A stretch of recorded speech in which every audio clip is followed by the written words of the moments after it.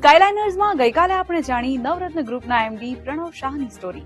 આજે વાત કરીશું અમદાવાદમાં નાની દુકાનથી સફર શરૂ કરીને 4 સ્ટાર હોટલ બનાવનાર બિનોરી ગ્રુપના એમડી રાજેશ શર્માની.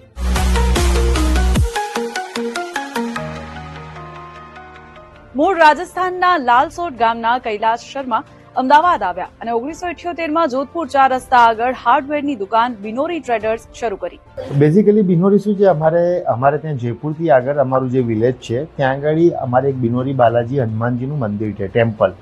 એટલે અમારા બિનોરી હનુમાનજી ઉપર અમે બેઝિકલી હનુમાનજીના ભક્ત છે, તો અમે બેઝિકલી હનુમાનજી ઉપર નામ રાખ્યું છે બિનોરી કરીને. એટલે અમારી દરેક સ્કીમમાં બિનોરી તો બાય ડિફોલ્ટ હોય જ.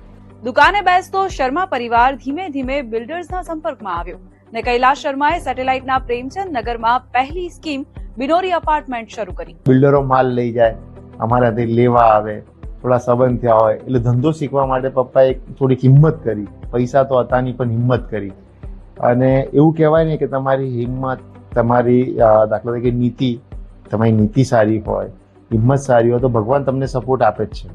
ત્યાં આગળ એ વખતે મારા મોટા વિષ્ણુભાઈ એ સ્કીમ સંભાળતા હતા અને પપ્પા જોડે હતા, બરાબર છે. એટલે પપ્પાને વિષ્ણુભાઈ કરતા હતા, હું દુકાન ઉપર બેસતો હતો.